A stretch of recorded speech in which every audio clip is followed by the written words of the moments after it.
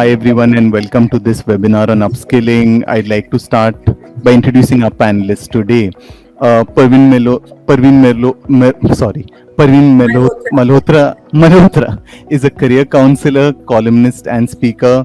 You may have seen many of her videos or columns on the internet, which have been written on various subjects.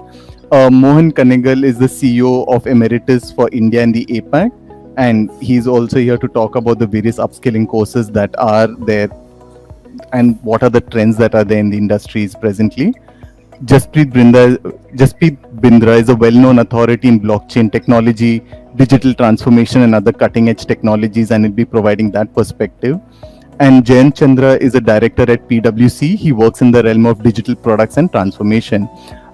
Welcome everyone to this session, and thank you so much for your time. I'm going to kind of dive right in with the sort of basic question that everyone has with regard to the subject of upskilling, and I'd really like Mohan and Pervin to kind of weigh in on this first. At the main question for anybody who's even considering upskilling is, at what point does one upskill? Is there a marker career-wise when a person should upskill, or when is that point that a person should be looking to upskill? Can I begin? I think in today's world, fast changing careers, jobs, digitization, there is no point at which you should not be upskilling. Absolutely right from the time you begin your schooling, or even the skills that parents teach their children. I think the need for upskilling is there right from the beginning till the last day of your working career. Mohan? Because also, this whole thing on self-learning and how you learning how to learn, that is something that is not taught in our schools. They teach you subjects, history, geography, whatever, but they just don't teach you how to learn. Some kids get it and most kids don't. So, and particularly our CBSE system, which is a rote learning system where you have to just whatever's in the text you vomit, and if you write something that's of your own, they say not in text and give you a red line. So that is terrible going forward. So learning how to learn beyond your curriculum and syllabus, I think that is something that should start as soon as possible and continue right through, and adapting to change, of course. Sure. Yeah, just layering on to what Pervin is saying, Arun.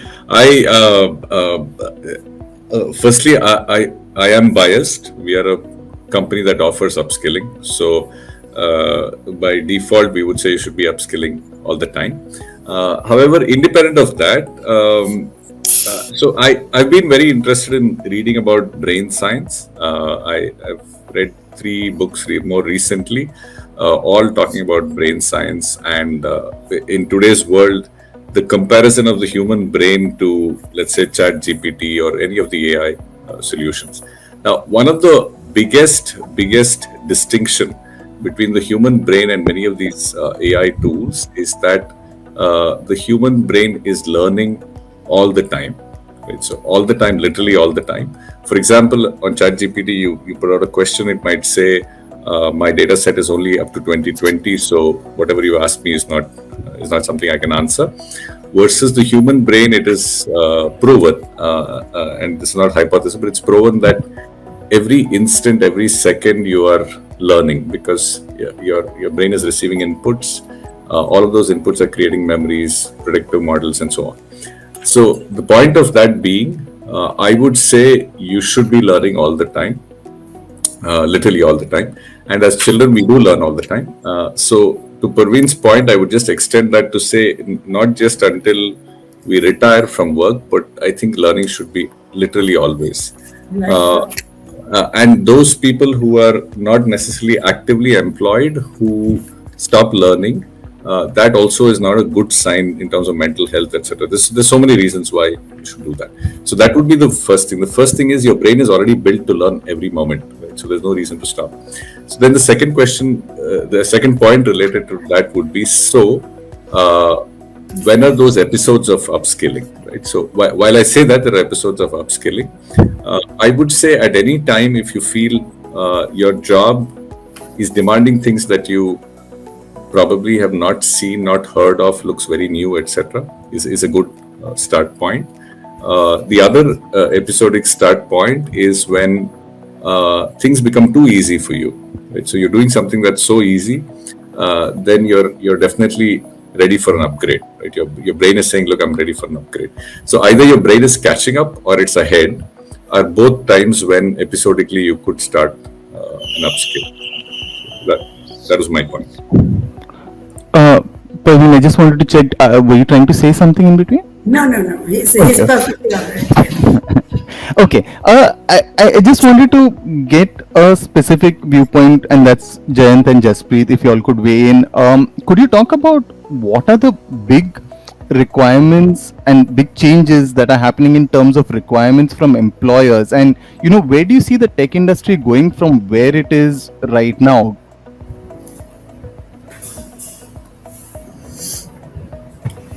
Jayant, you want to go first, please? Jayant, you're on mute. Yeah, thanks, Arun. And unfortunately, I can't hear anyone, so you have to nudge me when somebody else is speaking. There are some major changes that are happening, and we all agree to it. The quantum of data that is emerging, it's something which is growing at a very high pace. I was, we were building a case study last year. We were pulling a lot of data, and we realized that the amount of data that is flowing in our system is pretty huge. For that, there are skills that are emerging which are around data literacy, digital literacy, about analytical and digital skills, which were never there in consideration earlier. And it's been and now if you look at the entire landscape of employees and the kind of skills they're supposed to acquire, it's growing at a very exponential pace. So just to give you a perspective, we launched our digital literacy program 2 years back, and despite of the fact that we are doing a lot of things around it, it's again catching up. It's not there yet, because one, these skills are growing on a continuous basis. Along with that, the kind of a profile which people were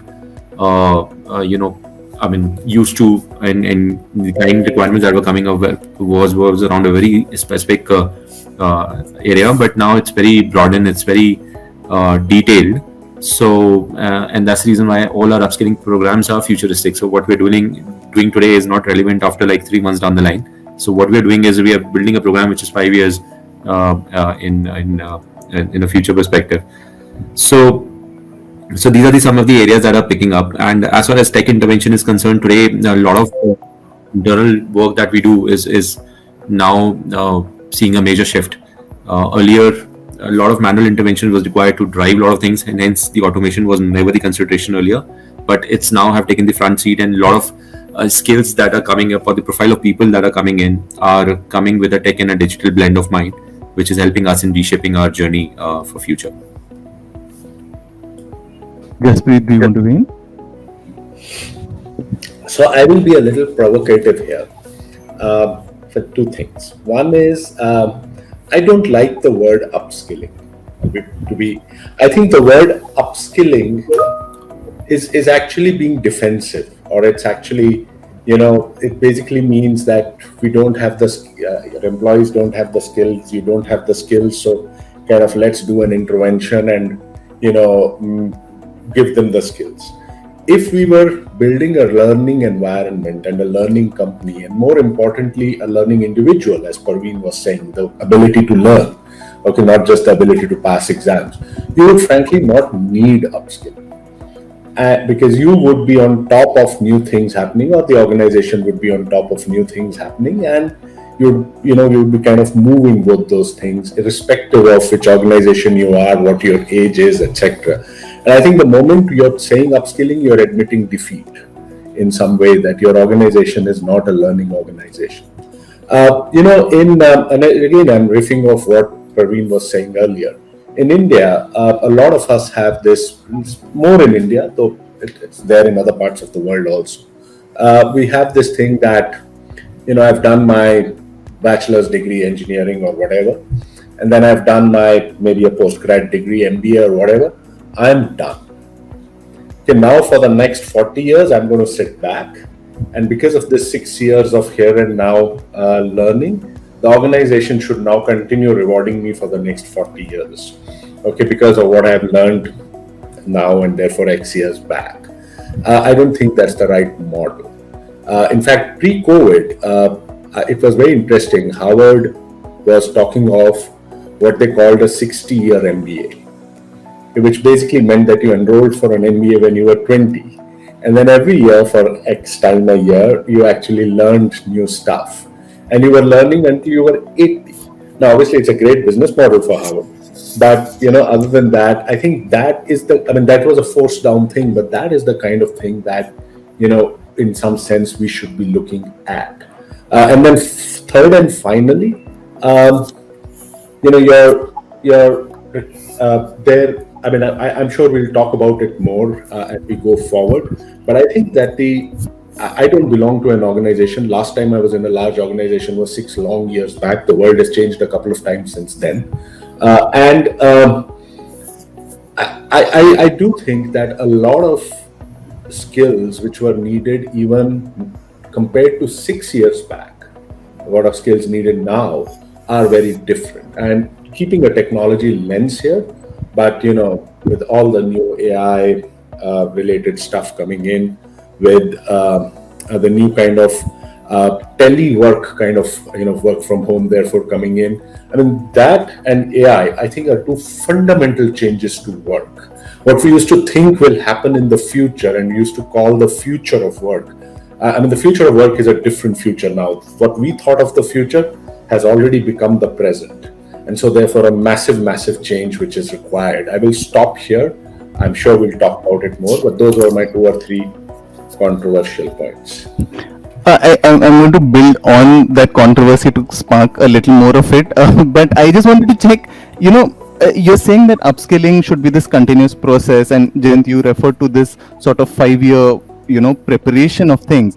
But with things changing as quickly as they are, and, what is the level, what is that kind of, is there a course that can kind of solve that problem? Because like Jaspreet said, if you do your BE, come out within 5 years, things have changed dramatically. And this kind of extends to pretty much most things that are happening now, that you graduate and maybe what you've learned is so far behind that you almost instantly have to learn more just to join the industry, and then you're constantly upgrading. How should this learning be done then? Is it the course? Is it this integrated sort of courses within your work? What's the sort of model that does work well in such scenarios? I don't know if I can answer that question. So there are 2 aspects to it. One, there will be a set of people who will be very keen in building a competency around a particular trend or a tool that is emerging as a winner. And there will be a set of people who will not like to build a competency, but will like to be aware of what is happening around them in the digital space. So depending on your requirement, one thing which I think Jaspreet also touched upon was a continuous learning mindset. Now, when we evaluate a candidate, we obviously have a clear demarcation in terms of what is that we are looking at. But one fundamental thing which everybody looks at is the mindset of having a continuous learning framework for your own self.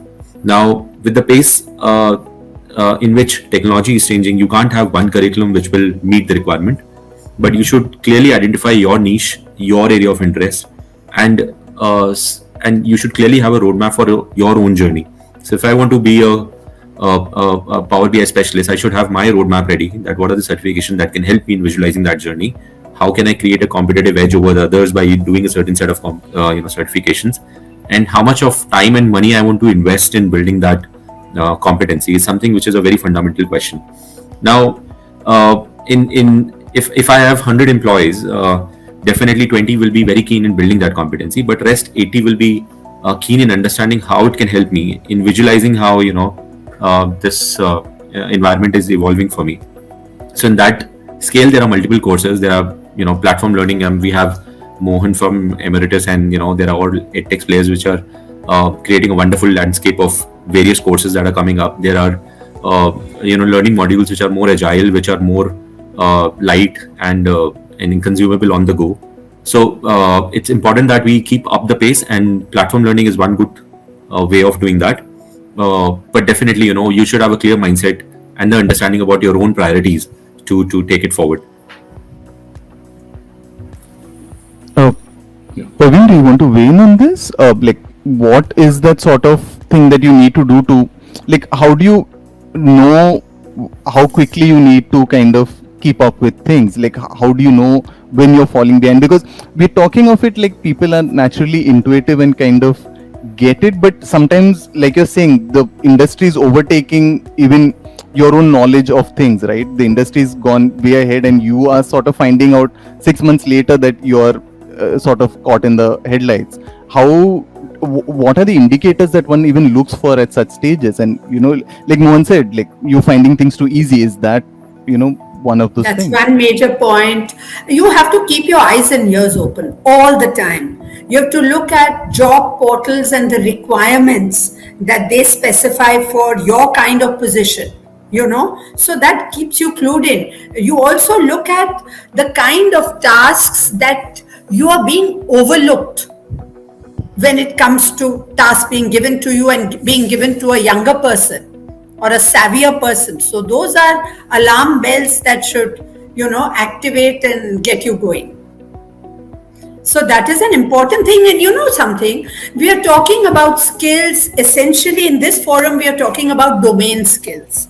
They could be digital, they could be mechanical, they could be whatever. But I think equally important to talk about are transferable skills. And those are your own skills which you will take from job A to B to Z, regardless of what career is rendered obsolete in the next 5 years or 10 years, or you want to change to some other field. पर वो transferable skills के ऊपर भी courses वगैरह होने चाहिए, and we need to also focus on that because nobody teaches you these.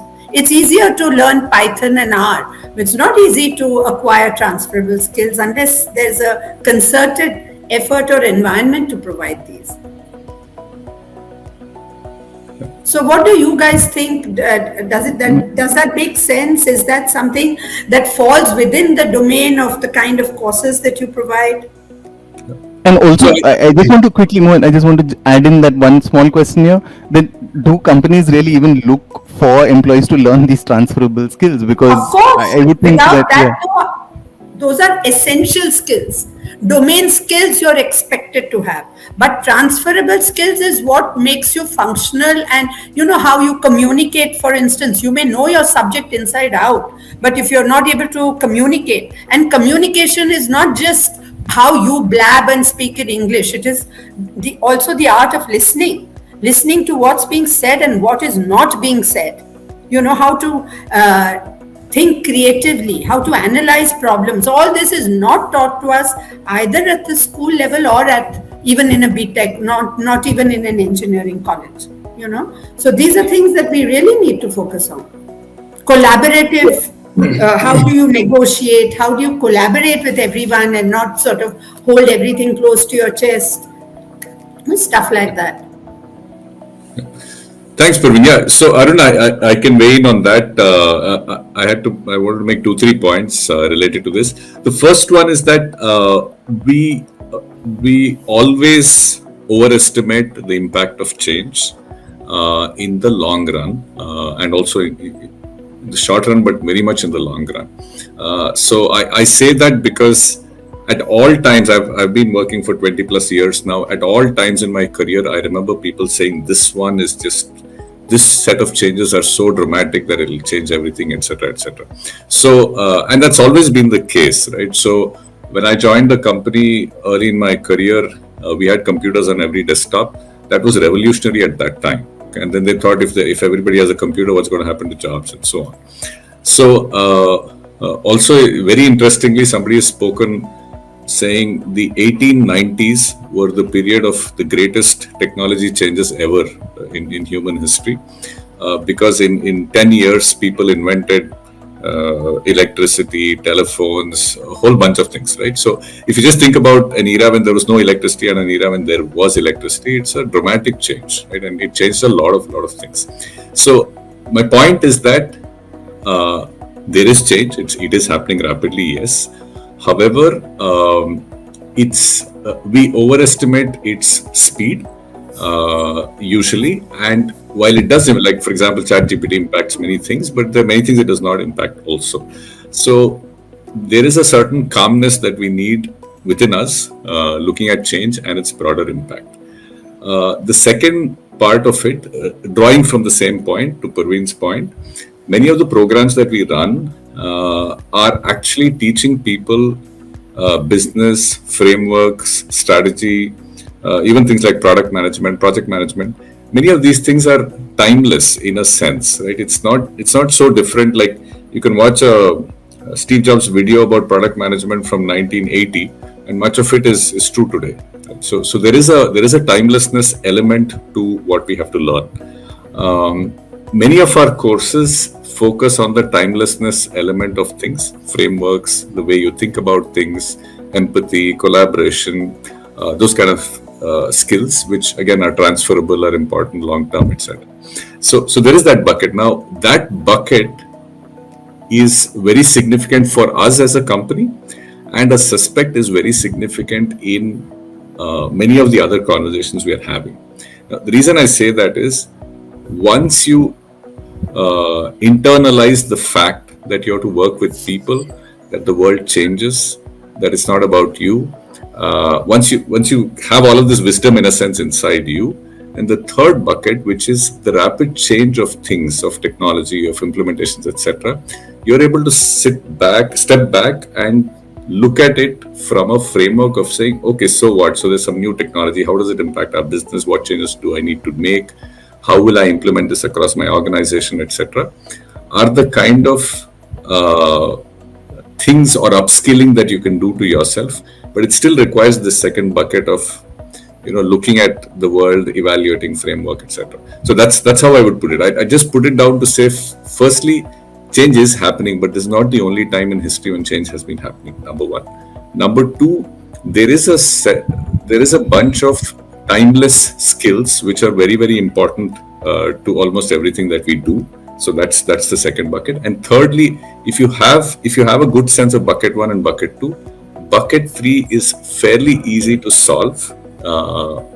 Would be my submission. Now, a classic example of this in action is even today in the most cutting edge of companies, for example, people say, I would like to hire an IITian.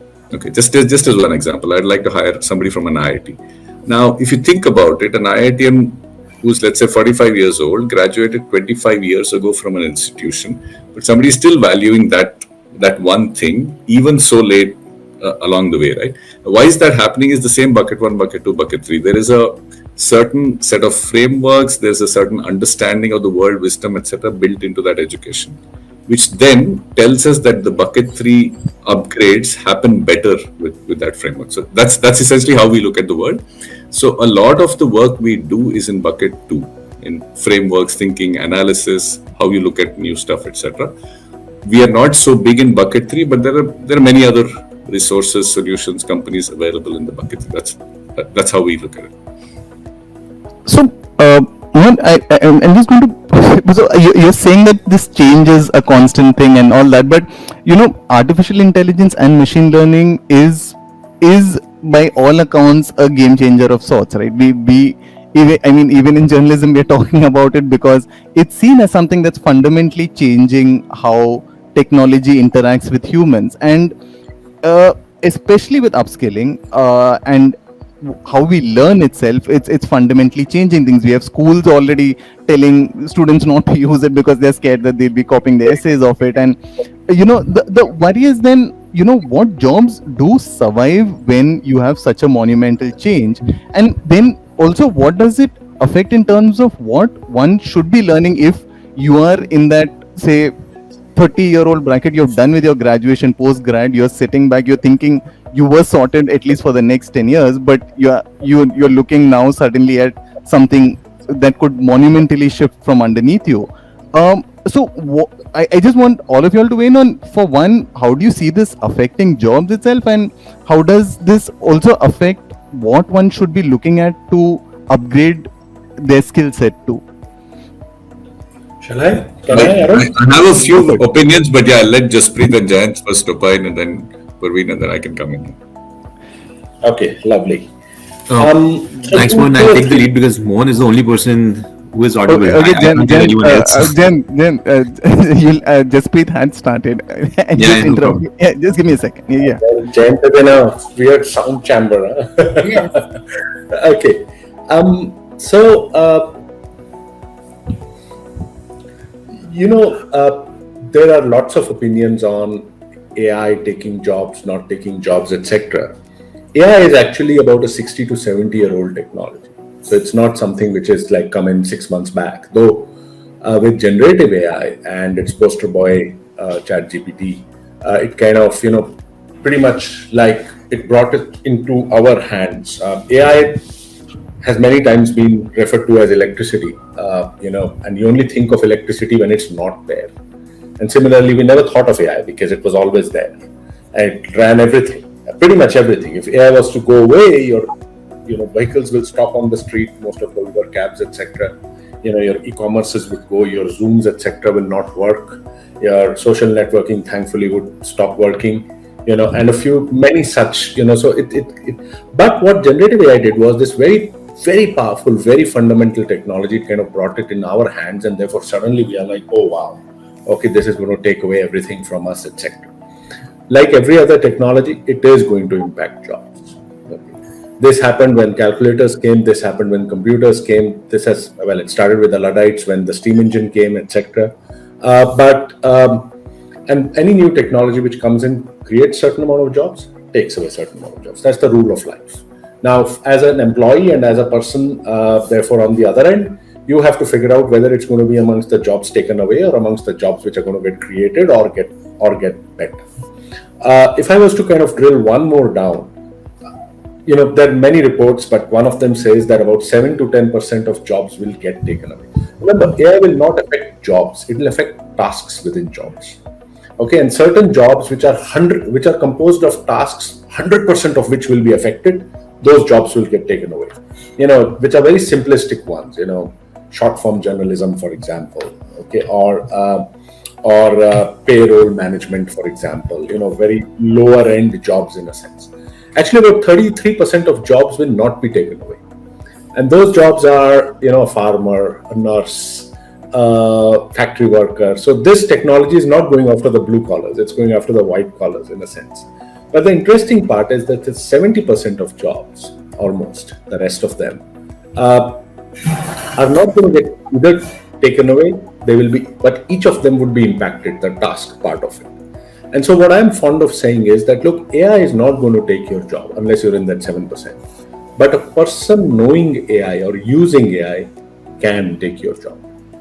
Okay, so AI will not take your job, but a person using it could. And therefore, how do you use these extremely powerful new tools which have come to enhance everything that you do? Generative AI is supposed to generate. And so whichever part of the jobs you're in, you can generate stuff to help you. You generate news reports, you generate art, you generate essays, generate ideas, generate legal cases, and someone generate code. And a software engineer who uses this can actually become a 10x engineer in many ways because he's using code. He's 30 to 50. He can just do code faster, better. And someone who's not using it will kind of not be able to take it. Many other things, but just to finish the second part of the question you asked, therefore, what should we do? Okay, two things. One, clear. Okay, that start using these tools. And you don't need corporates to come down and design a 4-day workshop for you to learn how to use this. It's like search, it's like social networking. People didn't teach you how to do TikTok, okay, or how to use Google search. You learned. And similarly, many of these are free. You can just use them, learn, because if you are on that human being who uses it, you might replace a human being who actually does not. Innumerable instances, even in the last 3-4 months where people have come to me, software companies, productivity gone up 300% because their employees started using it, employees who were not using it kind of falling by the wayside, etc., etc. And the second thing is that there's this beautiful book written called Range, which basically was how to be a generalist in a specialized world. okay, and this by some guy called Sam Epstein. But you have to kind of learn new skills. It is becoming a portfolio world. It is becoming a generalist's world. Okay, the specialist's world. You're a specialist in something. You're super good at it. A new technology might come and completely be able to do that super specialist niche task. And so you need to kind of extend your range in a sense and learn new things all the time. And in that sense, it brings us to the first part of the discussion, that you need to be a lifelong learner, not only in what you do, but across the spectrum. So those are a couple of things that I would say. Jayant, sorry, can you hear me now? Yeah, Arun. Hi. You have to repeat the question for me. So I was just basically asking in terms of artificial intelligence and machine learning having this, rather, as Jaspreet said, predicted to have this massive impact on our lives.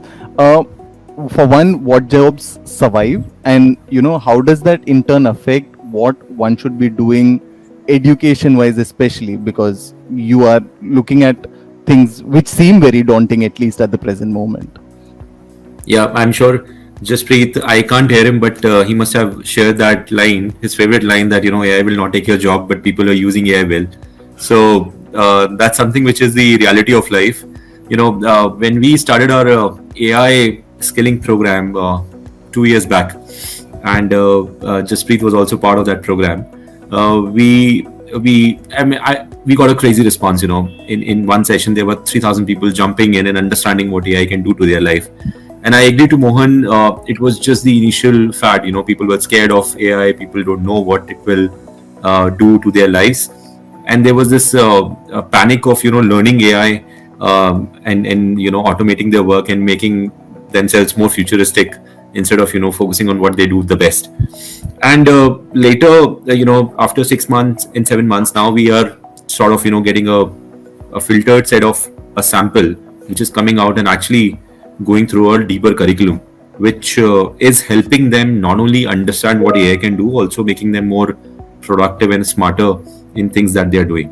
So if you look at it now, there has to be an underlying fundamental or the ecosystem which should support the growth of AI in the firm. When I talk about upskilling programs and also the kind of a mindset that people need to have, looking how the technology is evolving. Having said that, there is one important aspect which helps us in keeping us real by creating a curriculum which is much more immersive and much more deep dive. So we have, and now we are building a curriculum where people can go and acquire those skills and use that in boosting their productivity in whatever work they are doing. It's not easy, honestly. If you look at it, all the whatever platform you use or whatever curriculum you use, it's not very dynamic in nature, though there is some some content that lies which talks about the future of AI after 5 years, but honestly it's evolving at a larger pace, at a very faster pace. So as far as the maturity of content is concerned, it's evolving. As far as maturity of individual is concerned, it's also evolving. Having said that, as a firm and as an individual, it's more from a responsibility point of view that you should be very clear in terms of what is that you want to pick, because it's such a vast topic in nature. You can't have a holistic understanding in say a month's time or a 2 months time. And as far as the impact is concerned, definitely the way we were doing work earlier is now very different.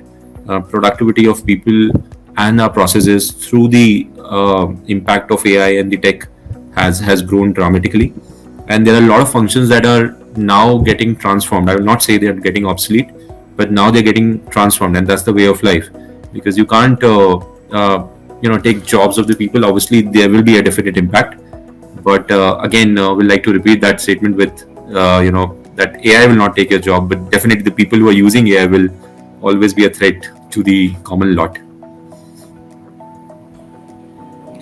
Arun, I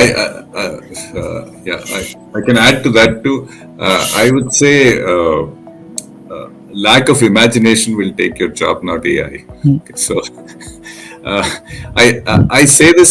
So to just embellish many of the things others have said. See, there are two parts here. One, many of the skills that we count as skills today were actually not even around like 15, 20 years ago, right? So, for example, maybe 2 million Indians writing software programs is very new, right? So it's not like a lot of us were sitting and writing software programs.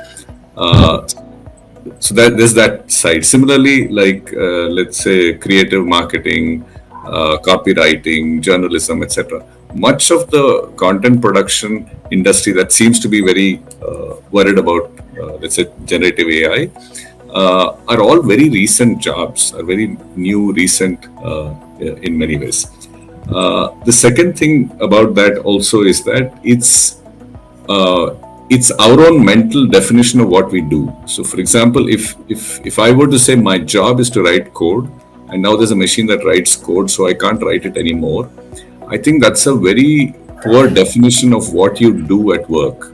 So, what you do at work is not write code. What you do at work is solve a complicated problem, which incidentally requires you to write code in today's world, right? In today's world of technology tools. Now, tomorrow morning, if you get another tool like AI or something, that's the new world, and then you adjust your skill to that. Now, that's a very important point because, like, in my grandmother's time, there were no game developers, right? So now there are game developers. Now, if you were to say, oh, what's going to happen to game developers now? They're going to do other things, right? People reinvent, people change, etc. But at the heart of it, why I say this is we are confusing the drudgery of our work to be our work. It's not. The reason we come to work, the reason we do the things we do is because of our imagination. It's in our brain, we want to do something, we want to create something. That's the reason why we come to work. Now, to achieve our imagination, we use tools. Those tools change, and now the tools are changing again. If you mistake that and say, actually, it's not my imagination, it's that tool work I was doing, that's my job, then you're in danger. And that's why I'm saying lack of imagination. For example, if AI can help me write a book, we will produce more books, right? So more people's imagination will get translated into books, or maybe will get translated into videos or other forms of watching, etc. So I just find it hard to believe that we are saying the extent of our brains is the code we write, the pictures we draw, the books we write, etc. That seems too trivial for the human brain, right? So to me, that I think is what will change. If I have a tool that can do many of these things much better, I will do more important things. And there are many, many important things to be done. Is my 2 bits on this. Pervin, I also wanted to check with you. The thing with upskilling is it often gets associated with tech because it seems like something that constantly needs upskilling. And while it does, but it's required in other industries as well, right? Are there any other ones that you feel like get neglected in terms of, at least as far as organizations go, when it looks at upskilling its own people? It's required at every level. Mohan, 2 points that I'd like to comment on.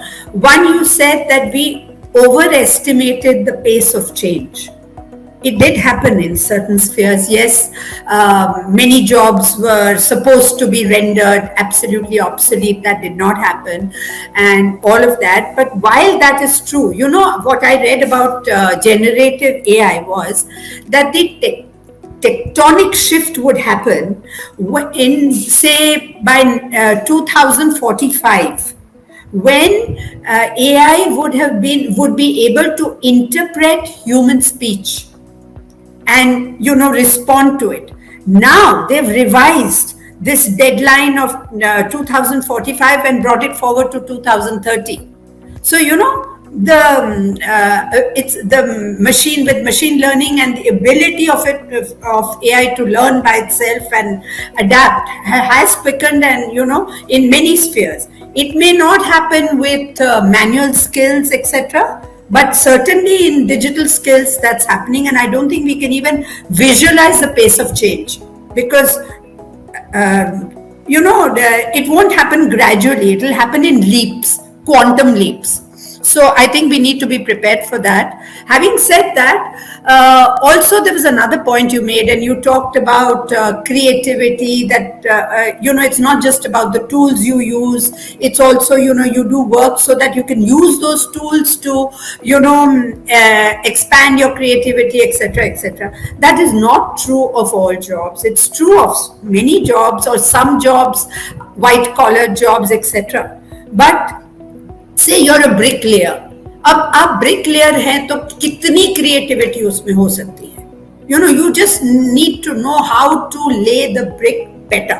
That's it. इसमें creativity नहीं चलेगी कि मैं angle से भी रखूं, ऐसे भी रखूं, ऐसे भी रखूं, नहीं हो सकेगा. So a lot of jobs in any industry, including medical, healthcare, those require that you do certain set routine functions exactly the way they are chalked out for you, not using your creativity. That could be even harmful, and a majority of jobs fall in this category. So ye bhi ek hai, and the third point that I'd like to make is that organizations, corporations, all of businesses, we expect that the worker comes in armed with all these skills. I think the owners, you cannot abrogate your responsibility. If you can visualize that there's a certain function that is required in your organization, you bloody well offer those courses and train your staff to do it, not expect all of them to do it on their own time. आज तो आप कह देते हो that you upskill or you're out and all of that, shape up or ship out and stuff like that. But I don't think that's right. Yes, when you're hiring new people, maybe, but what about your existing people? You can't just sack them because they lack those skills. You expect them to work for 12 hours, 14 hours and upskill themselves. That's asking too much. Why don't you train them or upskill them or reskill them on the job itself? Actually, I that was one of the future questions, but since Pervin has brought it up, I want to bring that in, that with upskilling, the popular narrative is that the employee should somehow look at himself or herself and be like, oh, I need to achieve a higher level and sort of better yourself. But the cost factor is a major factor, the time factor is a major factor, and there is no visible incentive necessarily given, especially by your employer. In which case, is that the model that really should be the more common one, which is where the employer says that, look, this is the way our business is going, and we need to say upscale 500 of you at one go rather than, one guy, whatever. I mean, I'm just wondering whether the existing model as it stands, where the onus is entirely on the individual, needs to also slightly undergo a shift. Mohan, if you'd like to weigh in on this first. Sure, yeah. I just want to answer another point Pervin made, so just to keep the interesting conversation going. So just the bricklayer example, Pervin, in all our interactions, we interact with people who do several different jobs, some less skilled, some more skilled. I've never met a person or a situation where even a bricklayer, for instance, firstly, it's hard to see a bricklayer nowadays, given most of the construction is done with concrete and so on. But even a bricklayer who interacts better with the rest of the team, understands the goal of the project, figures out some technique to do it a little faster than others, moves up, right? So they either get promoted to a supervisor, a foreman, maybe eventually sets up a brick in themselves, etc. So there isn't such a job anywhere that I can think of where one person doesn't do it better than another, and does it better because of things beyond that task, right? So anything else like connections, relationships, some productivity hack, figured out that, hey, if you turn up at 6 a.m. in the morning, you can do this work faster. There isn't a job where anybody, like a driver or maid, there are people who do it better and there are people who don't. And that delta is from a variety of things they've learned and figured out. So I wouldn't agree to that. Having said that, coming to the question Arun has, at least India is a great example. If you look at the IT services industry, they have trained people for years. Right? For years, they've run massive factories to train people. Up to like in the beginning, the TCS, the Infosys, etc., they had 1 year long training programs. TCS back in their time had even up to 2 year training programs. Over time, it's become lesser.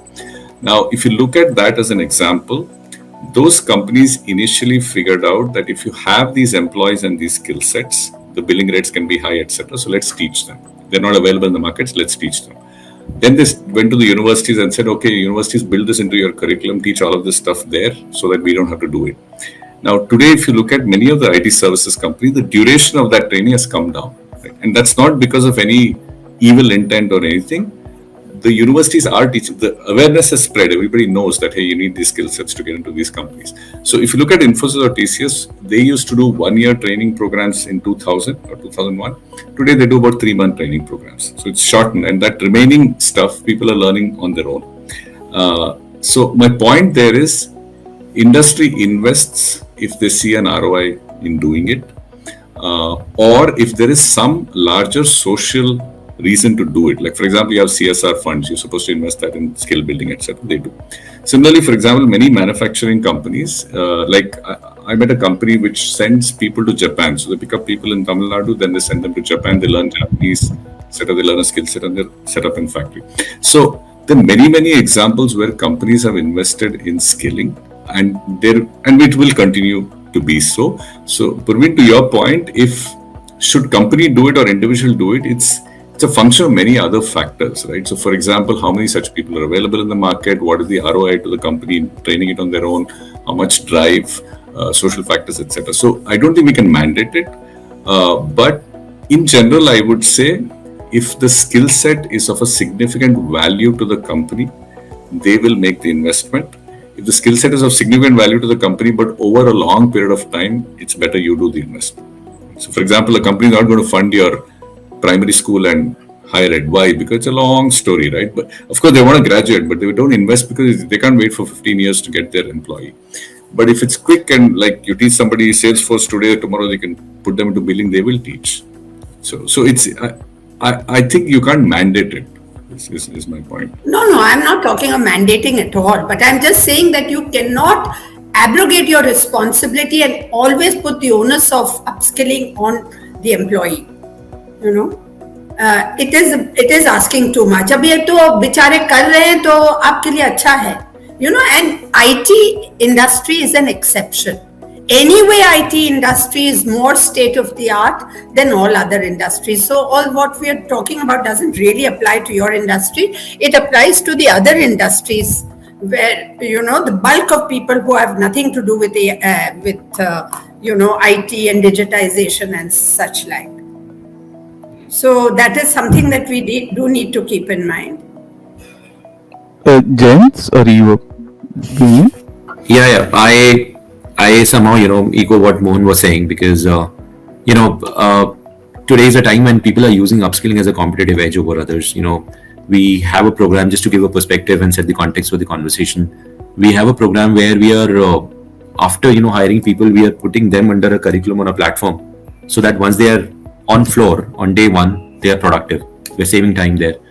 And we are not shying away from a fact that a lot of competencies needs to be built in-house because you can't go and acquire resources on an immediate basis. So, building skills versus acquiring skills is always a debate.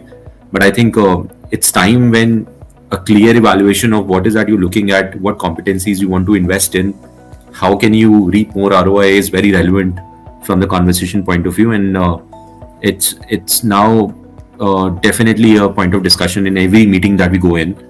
Obviously, there are a few set of competencies which where we have created a provision for an employee to go and pick from the market and then later come and ask for support wherever it is feasible. But yes, in larger scheme of things, it's more in-house, instead of asking people to go and do it, because you're not just upskilling people, you're also building that relationship from a long-term perspective, telling employees that we are investing in you. And it's time to, upskill yourself in a very relevant manner. Jaspreet, is there anything you wanted to say on this? Just one thing. again, I'm probably not the most qualified for two reasons. One, I speak with a tech lens, and two, because I have not been a part of a large organization for many years. My current organization, private limited company, has one employee, which is me, and I constantly upskill that employee. So, I'm probably not the right person. But I think from my previous experience in multiple companies, large companies, traditional as well as technology companies, I have this fairly firm dogmatic belief that people don't take to training unless there is skin in the game. Okay, so we've all been there where we've been resisting. Oh, I need to go for this 3-day training. Oh, my manager is insisting, and then you go to your manager and say that, is there a way I can do it next month, or can you kind of whatever? Because there's no skin in the game. There's nothing which you see at the end of it, which kind of and so training becomes a tick mark. Not every time, but many times. And so I've always believed that sure, even if the employee is not should not own 100% responsibility of learning, upskilling. Though, if you ask me, I'm on that side of the spectrum.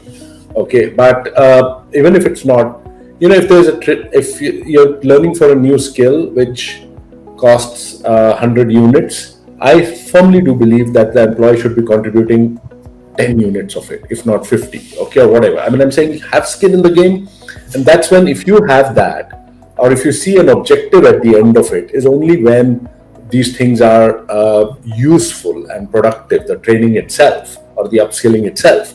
Otherwise, these are, usually tick mark activities where the employee is doing email while the instructor is droning on somewhere. So that's, and so you need to work on this collaboratively with literally some money on the table or something similar on the table coming from the employee, and that's where you kind of seriousness comes in, is my view.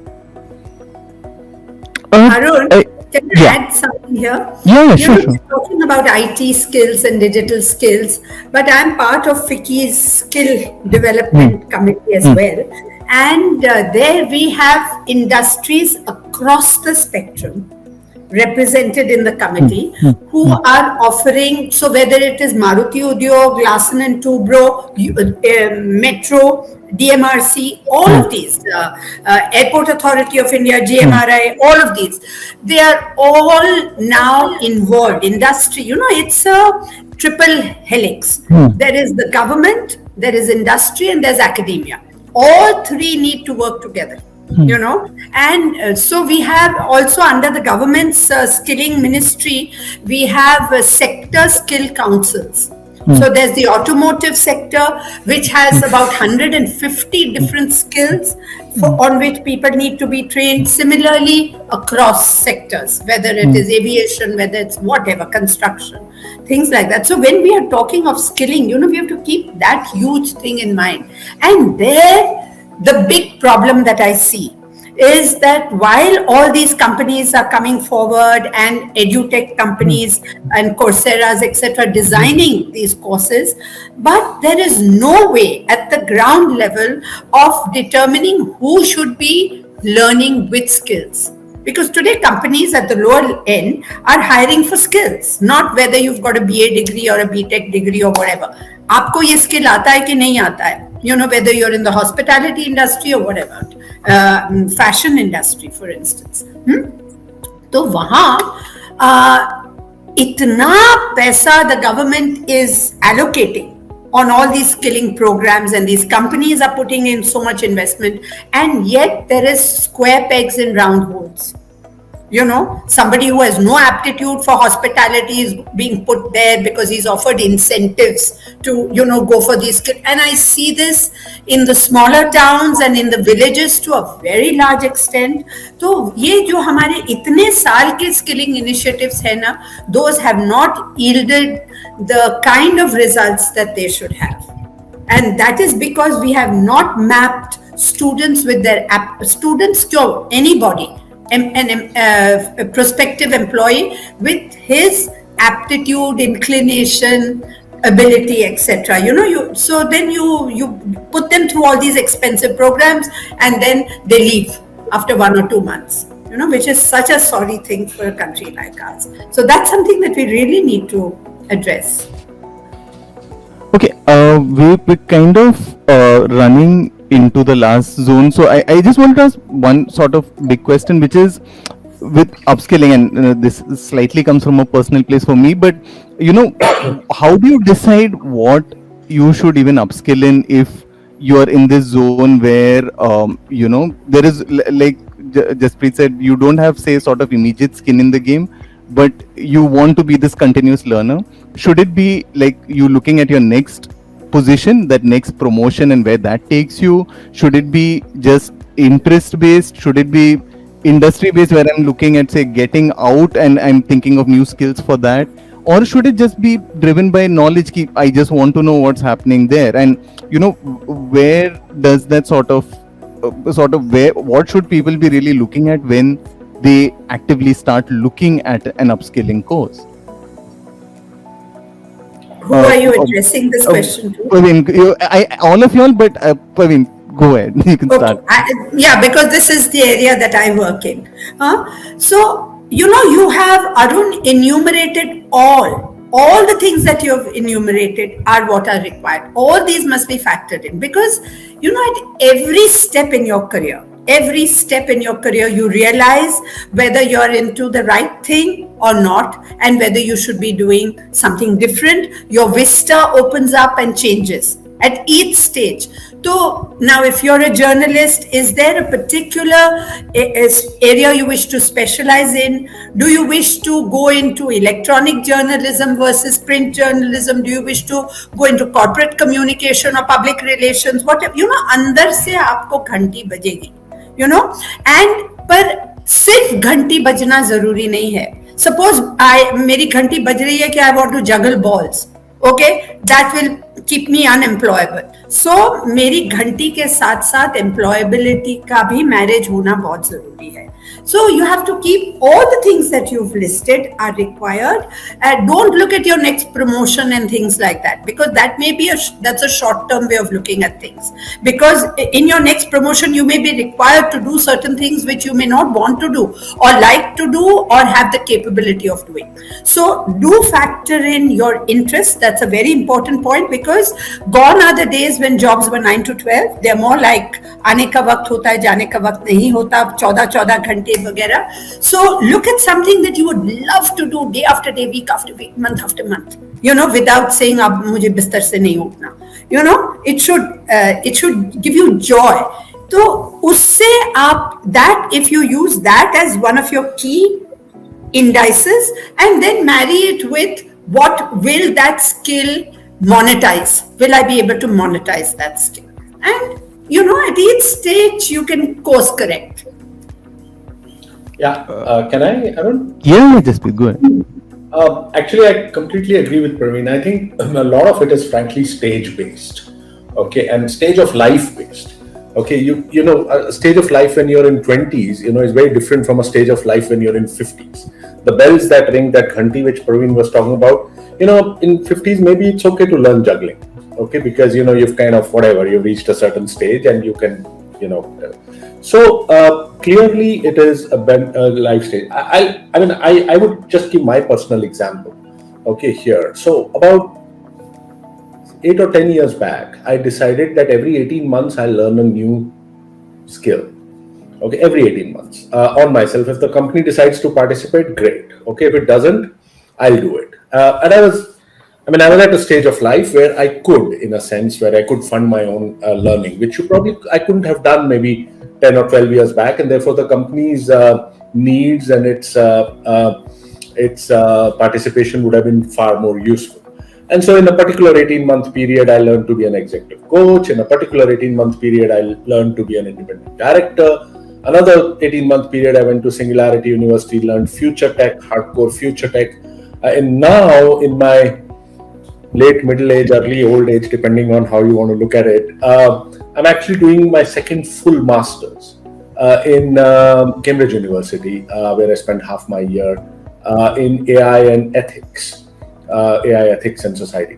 So, and now if I was doing AI ethics 20 years back, it would have been with the purpose of a new job, or or enhancing my current job, getting more money, getting a promotion, whatever, and it's a stage of life thing. Currently, I'm doing it just because I want to learn something new, and maybe it'll lead to something, maybe it won't lead to something. But usually, to end, I've seen that if you adopt this learning mentality, everything leads to something. It does lead to something. Dots do converge, and before I started, there was no generative AI. And now 6 months back, there's generative AI, and everyone is talking about ethics in that. And so ethics in generative AI is like the most hottest thing out there. It wasn't a planned thing. So it's a stage of life thing, and the objectives are different based on what stage of life you are in. Jayant, are you going into this blind? In which case, we can ask. Yeah. So, I totally agree to what you said, Arun, because you are the only person who was visible. But yeah, it's a combination of, whether you want to change your role, whether you want to move to a different industry, whether you want to, change a company altogether. So it's a combination of all. In our world, we do a lot of root causing and role mapping, and then come up with a very hyper customized learning path depending on what that individual is supposed to do. If somebody is in a sales role, we say, okay, hey, digital literacy around everything that is happening in digital and tech is important, because you need to strike that conversation. If somebody is into healthcare and trying to understand how the impact of tech will emerge in healthcare sector, we have a very customized, hyper customized learning paths for those individuals. So it depends on your objective, your perspective, and the kind of a role match which you're looking at.